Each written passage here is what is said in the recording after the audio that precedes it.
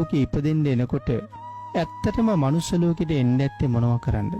අර නිරයවල් වල ඉන්න නිරිසත්තු නිරේ දුක් විඳින අතරතුර මද හෝ සුළු ඇසිල්ලක් ලැබුණ මොහොතක ඔවුන් කියනවලු නැවත මනුස්ස ලෝකෙට උප්පත්ති වශයෙන් යන්න ලැබුණොත් කිසිම අකුසල කර්මයක් සිද්ධ කරගන්නේ නැතුව වහ ජීවිතේ කුසලයෙන්ම පෝෂණය කරලා සුගතියෙන් සුගතියට ගිහිල්ලා නතර වෙනවා විතරක් නෙමෙයි සංසාරෙම ඈතර වෙන්න අදහස් කරනවා කියලා.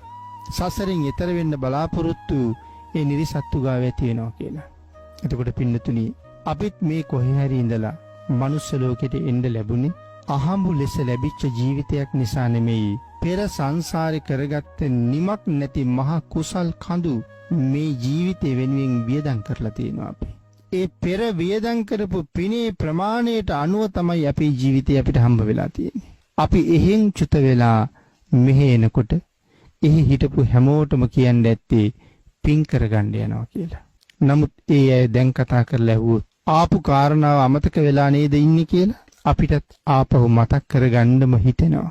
මතක් කරගන්නම වෙනවා ආපු කාරණාව මොකද්ද කියලා. අපි මනුස්ස ලෝකෙට ආවේ හැබෑවටම පින් කරගන්න. ඊටාම හොඳට පින් කරගන්න පුළුවන් මේ ලෝකේ තියෙන හොඳම තැන තමයි මනුස්ස ලෝකය කියලා කියන්නේ.